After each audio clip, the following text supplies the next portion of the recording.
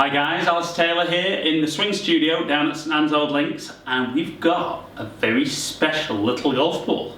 So we have got the new Taylormade Tp5. Now this is the X, so the slightly lower spinning, and I'm going to do a ball review. Usual process, we're going to hit 3 shots with driver, 7-iron, full pitching wedge, and kind of a little half swing with my 56 degree.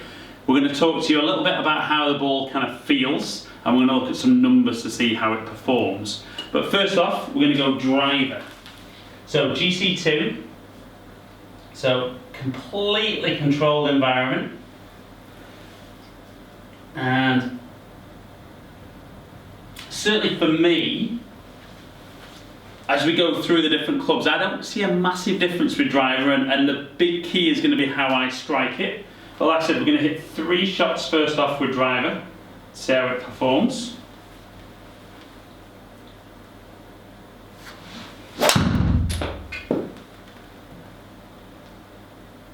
So felt solid, if not absolutely flushed.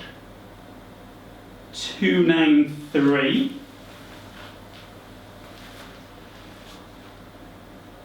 So, get ready for shot number 2 with driver.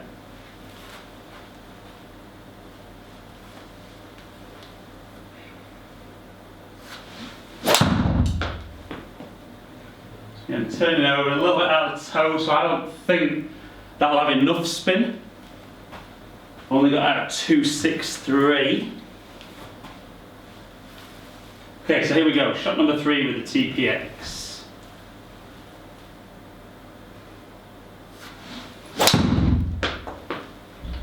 Got a nice solid one, tiny little fade.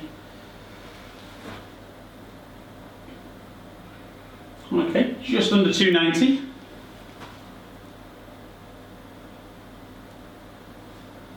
Okay, so let's look at some numbers with driver. Okay, so we can see first 2, certainly not great strikes, but 1500 spin, very low on the first one. 990, just way too low. Was out the toe with the strike, but certainly for that carry was down. And then the last one I tried to hit a little bit more of a cut, just see how that performed. Again, ball speed 156, just slightly back on where my really good one would be, but 2400 spin. And if you look at your averages there, even with a bad one, just under 260 carry and 280 total. Some pretty good numbers. Okay then guys, so we move on to 7-iron. Now, I'd normally pitch 7-iron, maybe just under 165. So we're going to hit this into the green, and certainly spin-wise I'd be looking for between 6,000 and 7,000.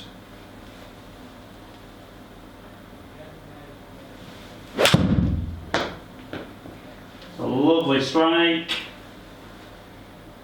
Just not quite turning over enough. On the green. Let's pitch 161. Yeah, about right. So a good solid first shot with 7-iron. Again, let's go just slightly right, try to draw it back.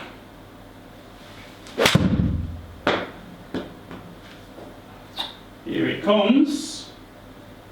You're going to land just short. Yeah, just a little out of the toe with the strike. 154.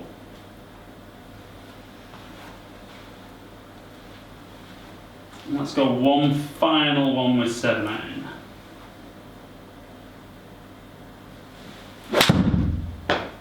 Felt a good solid one.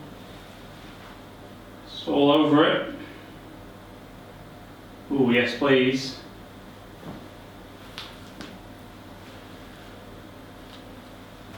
I'm pitching 164. Okay guys, so let's have a look at the 3 shots with the 7-iron. Let's look at some numbers and see how the new ball performed. Okay then guys, so again, I don't really understand why GC2, the software split it into 2 separate clubs. It was the same club, but we could see 6,500, 6.3, and the 5.9 was a little bit out the toe. So that performance there down to strike more than anything with me, but certainly spinning around 6,300 between the 3 shots.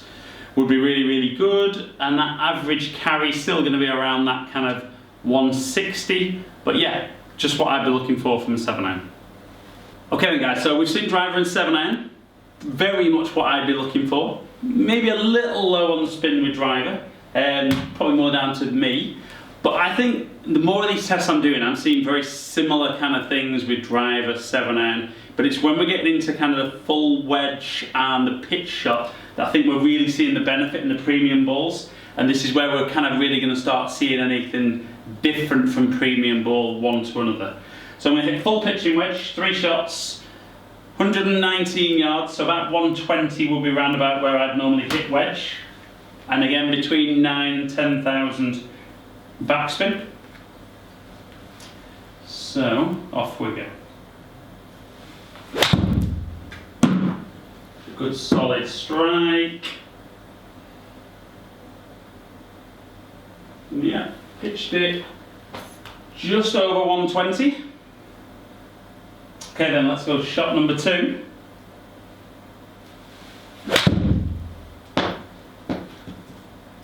Maybe just a touch left. Then right on the money for number. Just pitching that 121 again. And let's go one final shot with pitching wedge.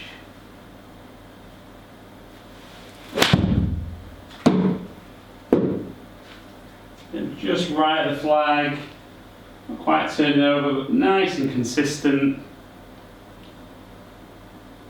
Again, pitching kind of 119. So some really consistent distance control there. Let's look at the numbers for the wedge and see how the ball performed.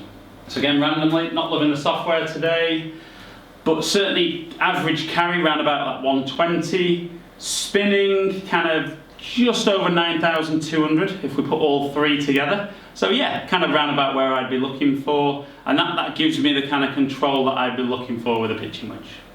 Okay then guys, so if I'm being honest, driver, 7-iron, pitching wedge, I haven't seen anything that I wouldn't normally expect to see from any premium golf ball I've tested or played with over the years. But now we're going to get into my little kind of half swing with my sandwich, and this is where I think I'm looking for kind of maximum spin on these shots. Generally pitch this ball about 63, 64 yards. Normally spinning maybe around 6,000.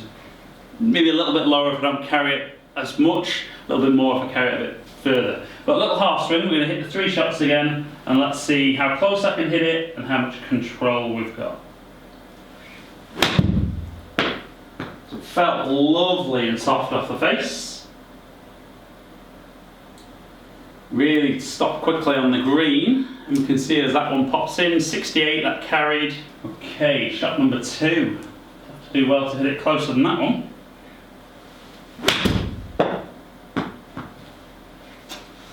Okay, all over it again. Woof, very nice. Just pitch that one a little bit further, just fractionally. At 72. And let's go one final shot.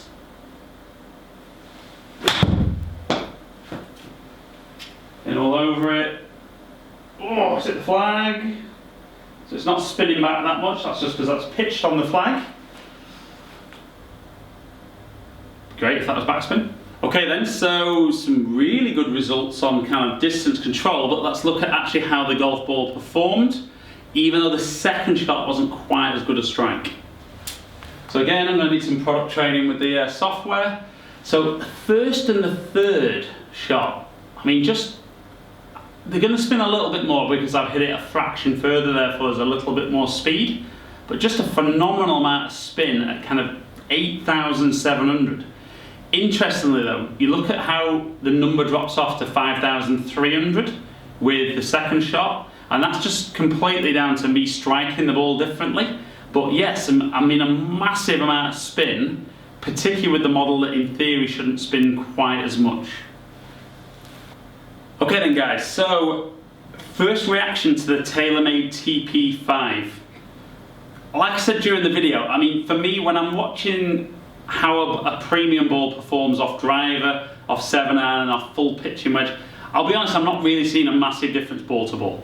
The manufacturers are going to say different things in testing for them, but I'm not seeing it. The bigger influence on that is where I hit it on the club face, and we saw on the second shot with driver, it wasn't the worst strike I've ever had, but certainly for me, it was just such low spin that it didn't stay in the air long enough.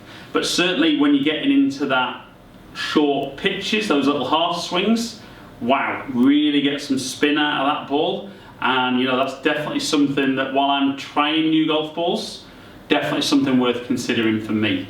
And if you guys are in the market for a new premium ball, or if you've always played the same premium ball, you should be getting fitted and looking at what suits your game best. Okay guys, as ever, really appreciate you taking the time to watch my videos. Hope you've enjoyed it. If you have, like and share it. Follow me on all the social media platforms. Subscribe to the channel if you don't already. Hopefully catch up with some of you guys down here in the future. Stay in contact.